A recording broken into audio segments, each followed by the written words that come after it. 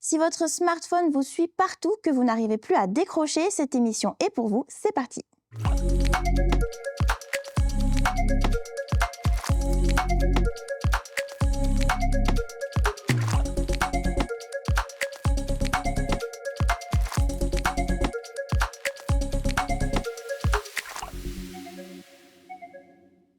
Yorana Emmanuel. Yorana Manon. Alors, tu es coach de vie certifié. Avec toi, on va parler de notre dépendance aux écrans et en particulier du fait de scroller. Alors, on sait que plus de 95% des Français sont connectés à Internet, mais seulement 11,7% des utilisateurs de réseaux sociaux publient du contenu. C'est des chiffres issus d'un sondage à l'échelle nationale. On remarque que scroller remplace peu à peu en fait, la prise de parole sur Internet. Qu'est-ce que ces chiffres t'inspirent ? Alors, c'est un chiffre en fait qui illustre un des effets les plus problématiques du scrolling.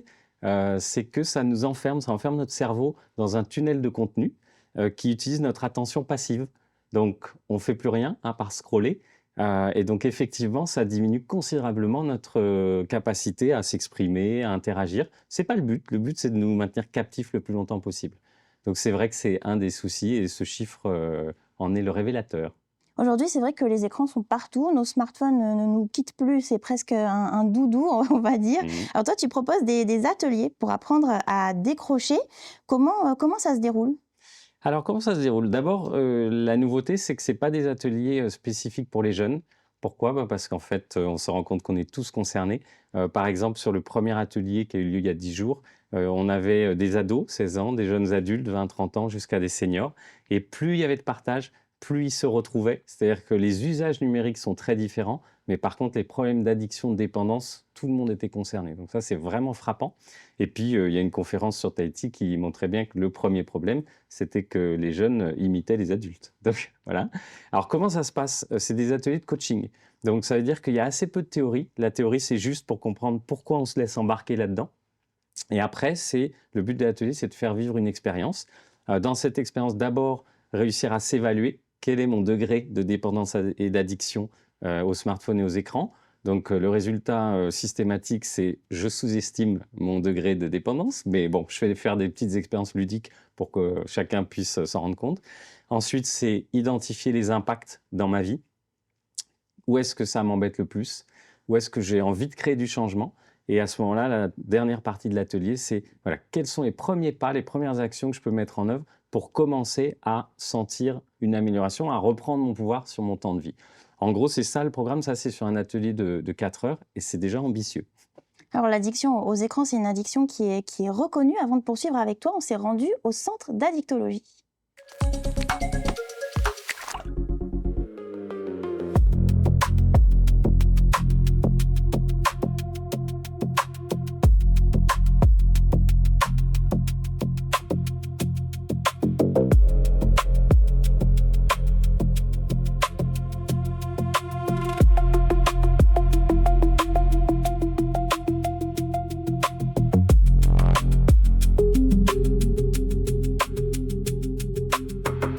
Yorana docteur, alors on sait que l'addiction aux écrans, ça existe, c'est reconnu. Est-ce que le fait de scroller, d'être tout le temps sur les réseaux sociaux, c'est aussi reconnu comme une addiction ? Alors actuellement, dans les critères internationaux d'addiction, il n'y a que le trouble du jeu vidéo qui existe. En revanche, tous les réseaux sociaux actuellement sont designés pour être le plus addictif possible.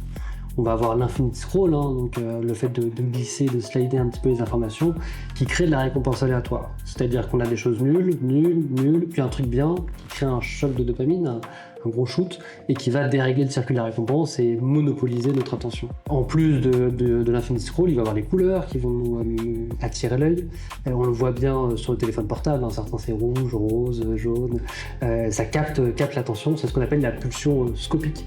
C'est notre sens qui est le plus éveillé, donc dès qu'il y a quelque chose qui attire notre œil, on va être focus dessus au détriment du reste. Est-ce que les jeunes sont plus sensibles à ça, par exemple ? Alors, de fait, plus le cerveau est jeune, plus il est à risque de développer des addictions. Donc, il est sensible, j'ai envie de dire, au niveau de la chimie cérébrale. Et puis, il est encore plus à risque, puisque les grands géants finalement, des réseaux sociaux ciblent en particulier les jeunes pour pouvoir finalement capitaliser sur cette clientèle-là le plus longtemps possible. Quelles sont les conséquences ? Est-ce qu'on finit par perdre en capacité d'attention ? Alors, oui, pire que ça, en fait, tout ce qui va être de l'ordre des réseaux sociaux, mais même de l'intelligence artificielle, ou même du GPS, hein, finalement, on va donner notre capacité cognitive à cet outil qui va être le smartphone.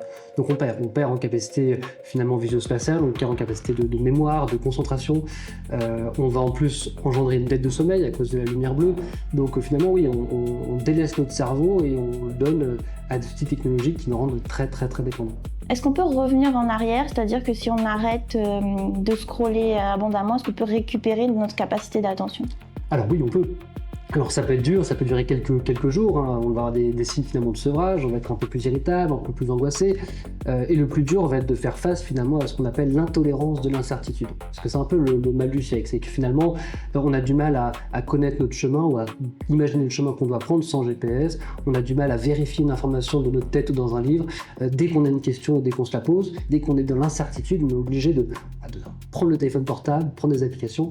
Et donc c'est se confronter finalement à cette incertitude-là, celle de la vie, qui est parfois le plus difficile, mais c'est aussi ce qui nous permet de grandir et d'être adulte.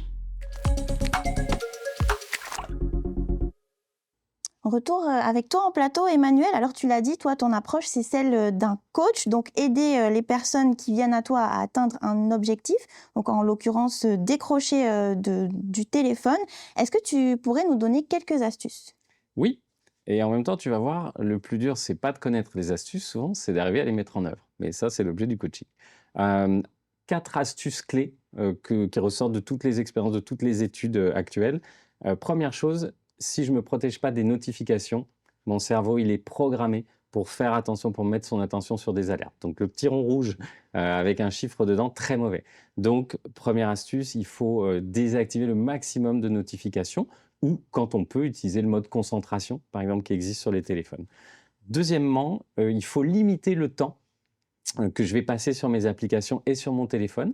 Là encore, dans tous nos téléphones, il y a des fonctionnalités gratuites. Il suffit d'aller dans la rubrique temps d'écran. C'est très simple à mettre en œuvre. Ça prend 5 secondes. Le problème, c'est est-ce que je suis prêt à le faire? Et ça, c'est important parce que mon cerveau, dans le phénomène du scrolling, il perd la notion du temps. Donc, il faut absolument qu'il y ait une alerte technique qui dise « Ah, tu as écoulé tes 2 heures de YouTube ou d'Instagram par jour. Est-ce que tu veux continuer ou pas ?» Je peux continuer, mais ça me redonne le choix. Donc déjà, notification, limite de temps, remettre de la distance physique entre mon smartphone et moi. Indispensable si je veux pouvoir contrer mes réflexes compulsifs. Parce que on a des gestes qui sont dans un circuit automatique de notre cerveau, donc il ne me demande pas si j'ai envie ou pas. On va prendre des centaines de fois par jour notre téléphone, entre 100 et 300 fois en moyenne, pour des gens normaux, hein, pas des gens addicts. On prend notre téléphone et on consulte l'écran sans même s'en rendre compte. C'est le cerveau qui fait ça. Donc pour contrer ça, il faut une distance. Et il y a une recherche qui dit qu'il faut même que ce soit en dehors de ma vue. Voilà. Et à ce moment-là, instantanément dans leur test, ils voient qu'il y a une remontée de x5 à peu près, hein, de la qualité d'attention et de concentration. Immédiate. Donc si tu veux, c'est aussi des techniques, on se dit non mais c'est basique. Oui, mais ça donne des effets positifs immédiats dans le ressenti. Soulagement, liberté de vivre ton instant présent, meilleure attention. Donc c'est vraiment des choses intéressantes. Quatrième chose à faire, il faut de la déconnexion. On n'est pas pour l'instant le cerveau humain, peut-être que ça changera, l'humanité est en train d'évoluer, mais pour l'instant, toutes les recherches sont d'accord sur le fait que le cerveau humain n'est pas fait pour fonctionner en mode connecté en permanence à des mondes numériques et virtuels. Donc il faut des phases de déconnexion, chaque jour, chaque semaine, des activités qui sont mobile free, comme disent les Américains, sans téléphone, des moments, par exemple le repas en famille ou d'autres moments de partage avec son chéri, avec les enfants, des lieux, il peut y avoir des pièces sans portable. En tout cas, voilà, il faut recréer de la déconnexion parce que notre cerveau en a besoin. Enfin, ça, c'est les 4 axes les plus efficaces à court terme. Le problème, c'est qu'on s'aperçoit que il n'y a pas besoin de faire un atelier coaching pour voir ça, et les gens le savent en général, ce qu'il faudrait faire, mais ils ne le font pas. Donc l'enjeu des ateliers, c'est d'aller dénicher quelles croyances, quelles peurs, quels besoins j'ai en moi qui veulent me maintenir dans mon addiction, hein, qui veulent mon shoot de dopamine, et comment je peux les dépasser pour reprendre le pouvoir. C'est ça vraiment l'enjeu. Alors, le souci pour certains, c'est qu'aujourd'hui, on a vraiment tout sur Internet et par ricochet sur nos téléphones, que ce soit des conversations pour le travail, des recettes, de la musique, voilà. Donc, comment faire pour que les astuces que tu viens de donner aient un effet pérenne? Oui, effectivement. Et d'ailleurs, ça fait souvent partie des freins mentaux qui disent « Ah non, mais moi, faut que mes enfants puissent me joindre à tout moment s'il y a une urgence. Je ne peux pas enlever les notifications. Moi, je m'en sers pour mon travail, je ne peux pas me déconnecter. Ce sont tous des arguments qui sont faux, au moins en partie. On peut les démonter et se rendre compte que, d'abord, ils visent à garder le contact avec le doudou. Bon. Alors, pour les effets pérennes, on est obligé d'aller chercher dans des motivations profondes. Sinon, on ne va pas avoir d'effet fiable parce que malheureusement, le smartphone, c'est l'extension de soi, donc il sera là tout le temps. Et dessus, il y a des plateformes qui utilisent des techniques, des failles du cerveau pour capter mon attention de manière non consentie et pour me maintenir le plus longtemps. Donc ça, j'ai aucune chance d'y échapper. Donc il va falloir que j'aille chercher en moi, ok, qu'est-ce qui fait que j'ai envie de reprendre mon pouvoir? Qu'est-ce que j'ai envie de faire de ce temps de vie? Parce que la bonne nouvelle, quand même, on est beaucoup à courir après le temps, à se dire je manque de temps dans ma vie. Eh bien, pas du tout. On a tous maintenant une réserve de temps à disposition qu'on peut réactiver facilement et qui représente plusieurs heures par jour et plusieurs dizaines d'heures par semaine. Qu'est-ce que j'ai envie d'en faire? Si j'arrête de scroller, est-ce que j'ai envie de passer des moments de qualité avec mes enfants, sans écran, où on est juste là à interagir, à rigoler, à partager? Est-ce que c'est avec mon partenaire ou ma partenaire que j'ai envie de partager des moments de qualité? Est-ce que c'est des projets que j'ai envie de faire avancer, de la créativité? Peut-être que je crée, je dessine, j'écris, peu importe, ou même je me cultive sur des choses qui m'intéressent. Mais ça, c'est du temps d'écran choisi. On va voir qu'il y a le scrolling, et puis il y a les écrans quand je m'en sers de manière volontaire. Alors justement, comment est-ce qu'on trouve ce juste milieu, voilà, sans diaboliser complètement le scrolling, parce que finalement, on ne peut pas arrêter complètement? Voilà, c'est ça. L'enjeu, c'est pas de se dire je suis immunisé à vie, hein, je fais une cure de détox et c'est fini, puisque je vais toujours être exposé à ce facteur de très forte addiction et dépendance. Donc c'est plutôt comment j'apprivoise mon rapport à mon smartphone et aux écrans pour que ça soit harmonieux, équilibré dans ma vie. Alors, juste quand même une précision, il n'y a pas de bon scrolling. Ça, faut éliminer cette idée. Le scrolling, c'est ce défilement infini de contenu. Et toutes les études sont unanimes là-dessus. Il n'y a pas d'effet positif pour le cerveau. On croit qu'on se détend, alors qu'en fait, au niveau neurocognitif, ça fatigue mon cerveau. Ça crée de la saturation mentale, de l'agitation émotionnelle, des phénomènes de dégradation du sommeil, bien sûr, et puis des baisses d'estime de soi, de la culpabilité. Donc voilà, le mythe du bon scrolling, ça, il faut, je pense, l'abandonner. Par contre, choisir mon temps d'écran, discuter avec mon IA favorite parce qu'on parle de sujets que ça me permet de réfléchir, regarder des vidéos qui me plaisent, une série qui me détend, ça oui. Ça ne veut pas dire que je ne vais pas avoir un problème global de temps d'écran, mais il y a du temps d'écran qui ne pose pas de soucis, qui contribue à plein de choses positives. Par contre, quand je me mets à scroller, non. Comment faire la différence? Très simple. Je donne 3 indicateurs pour dire est-ce que j'utilise bien mes écrans ou est-ce que je suis tombé dans le scrolling, le bad scrolling. Premièrement, perte de contrôle. Si j'arrive pas à m'arrêter, c'est que je suis plus dans du temps d'écran choisi, je suis dans du scrolling. Perte de sens. Si je sais plus pourquoi je suis sur mon écran, ce qui nous arrive beaucoup, hein, c'est que je ne suis pas dans du temps d'écran choisi. Troisième indicateur facile, effet négatif.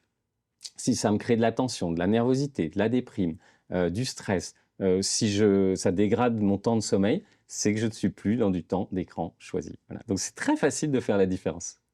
Alors pour terminer, je te propose un petit vrai-faux pour voir si on a tout bien compris. Alors, tes nouveaux ateliers pour apprendre à décrocher s'adressent uniquement aux jeunes adolescents accrochés à TikTok ou aux jeux vidéo. Malheureusement, c'est faux, puisqu'on se rend compte que tout le monde est concerné, quel que soit l'âge. La meilleure solution, c'est de se débarrasser de son smartphone. Alors j'aimerais dire que c'est vrai, mais comme ça n'est pas réaliste, non. Il va falloir faire avec et reprendre le contrôle, reprendre son pouvoir. Une fois qu'on a suivi tes ateliers et qu'on a appliqué tes astuces, on est immunisé à vie et il est impossible de replonger dans les méandres d'Internet. Donc en tout cas, je cherche toujours ce coup de baguette magique. En attendant, c'est plutôt le début d'un processus de changement et qui fait beaucoup de bien. Encore une fois, les effets positifs, ils sont immédiats. On commence à sentir « Ah oui, ça me plaît ». Et du coup, après, c'est est-ce que je vais chercher en moi la motivation, les ressources pour continuer le changement, pour ne pas retomber dans les travers de l'addiction et de la dépendance. Merci beaucoup Emmanuel d'avoir été avec nous pour ce numéro de Métaphénois. Avant de se quitter, on va regarder l'actualité technologique à l'international de la semaine.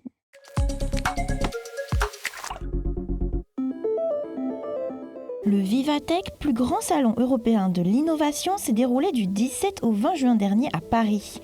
L'occasion pour les entreprises de robotique de mettre en avant leurs dernières créations, des robots bipèdes, véritables assistants capables de saisir des objets, voire de danser. On vous laisse sur ces images.